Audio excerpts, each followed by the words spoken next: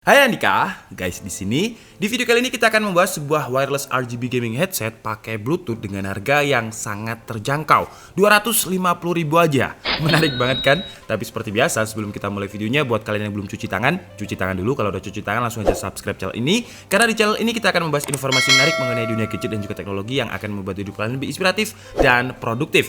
Dan perkenalkan, ini adalah NYK RGB Headphone X800. Wah, kayaknya udah pernah direview deh bang. Beda ya, kalau yang dulu itu yang ini. Namanya adalah Spectrum Elite X900 yang dulu harganya 400 ribuan. Nah yang dulu ini dia bisa sesuai dengan namanya Spectrum. Jadi drivernya itu bisa geter-geter. Jadi setiap kita nembak ketika bermain game itu drivernya geter, yang bisa menambah adrenalinnya. Kalau yang ini mungkin adalah versi adiknya ya, atau versi yang lebih murah. Karena NWK baru aja ngirim 1 minggu yang lalu. Harganya 250 ribu. Dan untuk link pembeliannya seperti biasa kalian bisa langsung cek di kolom deskripsi. Oke, jadi untuk harga 250 ribuan, packagingnya menurut saya cukup premium ya. Dengan di sini tuh ada kayak semacam plastik transparan, jadi kita bisa tahu bentuk headsetnya seperti apa. Nggak tahu juga sih ya sebenarnya karena ada plastiknya juga di sana. Kemudian untuk selling pointnya coba kita lihat. Oh ini sebentar, ini ada kertas apa nih? Ini adalah ini kertas garansi ya. Jadi ada informasi garansi, kartu garansi lah. Kemudian di sini juga ada service centernya di Jakarta Pusat, Jalan Mangga 2 Raya. Oke. Kemudian kenapa nggak ditaruh di boxnya ya? Mungkin biar terlihat lebih estetik gitu ya. Sekarang langsung aja kita coba buka. Sets. Nah kalau boxnya kayak gini, kalau kalian pernah beli Quasar ya, boxnya itu kayak gini juga, transparan, kemudian bisa dibuka. Halo selamat ulang tahun, kayak gitu ya. Kalau misalkan box Quasar. Oke, jadi di dalam paket pembeliannya ini apa nih? Ada buku manualnya. Buku manualnya ada terselip di sini tadi. Kemudian ini headsetnya. Oke, kita coba bandingkan nanti dengan yang X900 juga. Di dalam paket pembeliannya ada apa lagi? Ada kabel Type-C. Kabel Type-C-nya ini untuk apa? Nanti kita cek. Kemudian juga ada kabel AUX 3,5 mm. Oh, jadi dia bisa multi device nih. Dia bisa pakai Bluetooth dan juga bisa pakai AUX. Kemudian ini juga buku panduan ya, tapi bukan bahasa Indonesia. Oke lah, jadi sekarang langsung aja kita bahas untuk headsetnya.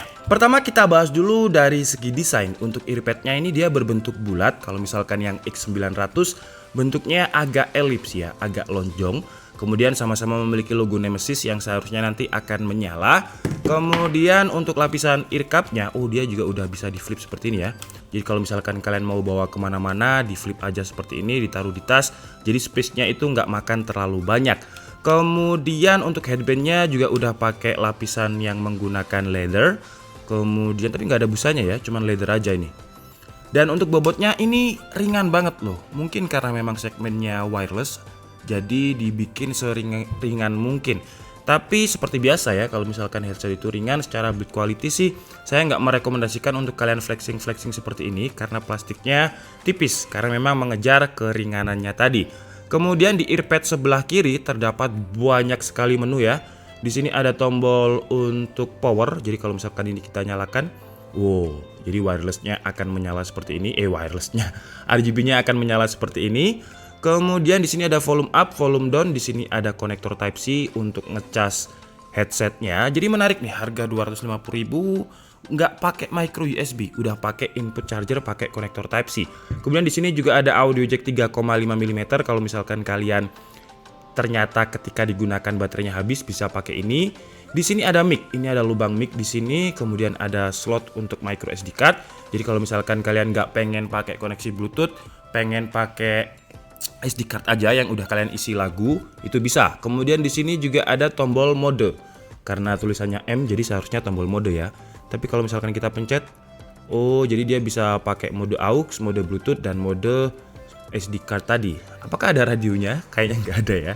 Kalau di earpad sebelah kanan nggak ada apa-apa, kosong.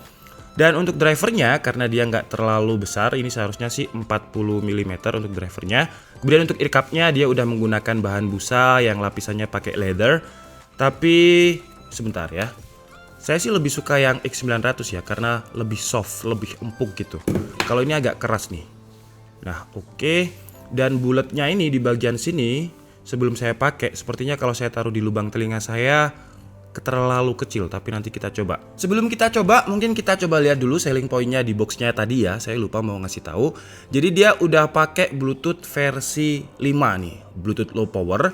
Jadi seharusnya daya tahan baterainya bisa lebih panjang nih, up to 80 jam playing time. Gila, 80 jam. Awet banget seharusnya ya. Kemudian mungkin 80 jam ini kalau RGB-nya mati, mungkin loh ya. Kemudian dia seperti yang saya bilang tadi, udah kita praktekkan RGB. Kemudian untuk selling point yang ketiga, dia memiliki low bass speaker. Drivernya 40 mm, bener. Impedance-nya 32 ohm, frekuensi 20 sampai 20.000 Hz. Oke, sekarang langsung aja kita coba. Dan pertama akan saya coba untuk device-nya menggunakan iPhone, jadi pakai iOS. Kita coba pakai koneksi Bluetooth dulu. Kalau yang X900 ketika saya pakai kabel audio jack wireless RGB-nya itu mati. Apakah yang X800 juga sama? Kita coba sama-sama. Jadi untuk pairingnya kita tinggal aktifkan aja di Bluetooth, kemudian akan ada muncul X800 seperti ini. Kita pilih. Jadi sesuai dengan namanya ya, X800. Jadi untuk yang earpad yang banyak menunya itu ya bagian R, yang nggak ada menunya itu bagian L. Tuh kan ya. Udah saya tebak. Jadi karena lubangnya tadi terlalu kecil untuk telinga saya, jadi kesannya kayak lubang telinga saya ini nggak masuk, jadi harus dipaksain masuk. Coba. Nah seperti ini. Karena kalau misalkan nggak pas masuknya, itu noise cancellingnya. Nah ini noise cancellingnya saya masih, suara AC di depan saya itu masih kedengeran. Coba saya paskan dulu ya, paling pas seperti apa. Kayaknya ini udah paling masuk deh. Oke lah, kita coba langsung untuk suaranya. Kita coba genre lagu yang ngebass dulu. Seperti biasa lagunya NCS yang biasanya saya buat untuk nge-review lagu.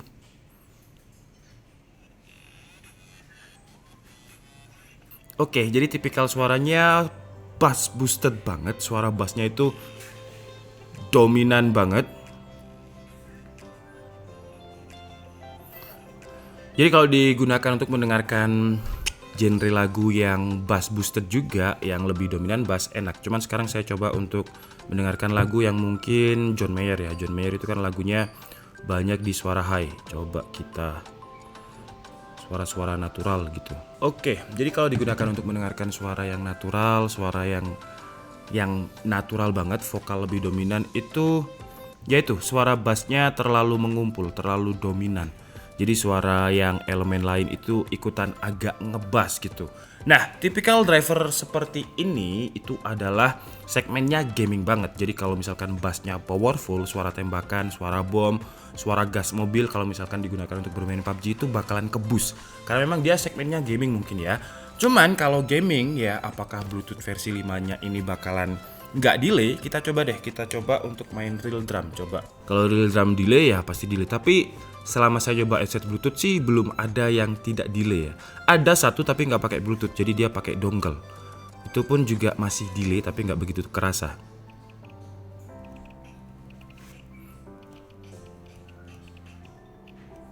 Oke, delay sekitar 200-300 milisecond. Jadi kalau misalkan kalian bermain game ya, kenapa dikasih pilihan untuk Bluetooth dan juga pakai kabel? Mungkin karena memang dia belum ultra low latency, masih delay kalau pakai Bluetooth, jadi harus pakai audio jack. Mungkin sekarang kita coba untuk pakai audio jack. Karena kemarin ya, kalau misalkan saya pakai mode audio jack itu wireless RGB-nya mati. Sekarang kita coba. Set. Tuh kan. Jadi kalau saya tancapkan dia langsung mati nih. Nggak nyala. Untuk wireless RGB-nya hanya ada di mode Bluetooth. Jadi ini kalau misalkan saya nyalakan lagi mode Bluetooth-nya, dia nyala, tapi ketika saya tancapkan audio jack, nah dia langsung mati seperti ini. Jadi sama seperti X900, mode RGB-nya hanya bisa di mode Bluetooth. Untuk mode AUX nggak bisa ya. Sekarang kita coba untuk pakai Android. Tapi kok audio jack ya? Nah, jadi kalau pakai kabel dia ya karena wired ya, jadi transmisi datanya itu langsung tanpa menggunakan Bluetooth, jadi ya nggak delay kalau pakai kabel. Jadi kalau misalkan kalian gunakan untuk bermain game yang kompetitif ya, game yang kompetitif banget, itu saya sarankan sih pakai kabel. Tapi kalau gamenya kayak cuman Among Us sih, delay sedikit nggak masalah lah ya. Kalau misalkan game PUBG, game real drum pun juga nggak boleh delay ya, karena kalau delay itu temponya jadi acak-acakan. Oke, jadi mungkin cukup segitu aja video unboxing, hands-on, dan juga sedikit review dari NYK X800 kali ini. Jadi bedanya selisih 200.000. Kalau saya sih secara kualitas ya, secara build quality saya juga suka yang X900 ya. Memang pepatah itu bener ya, ada harga ada rupa. Karena untuk yang ini daun telinga saya itu nggak bisa masuk ke sini, jadi kesannya kayak maksa banget untuk masuk ke sini, terlalu kecil.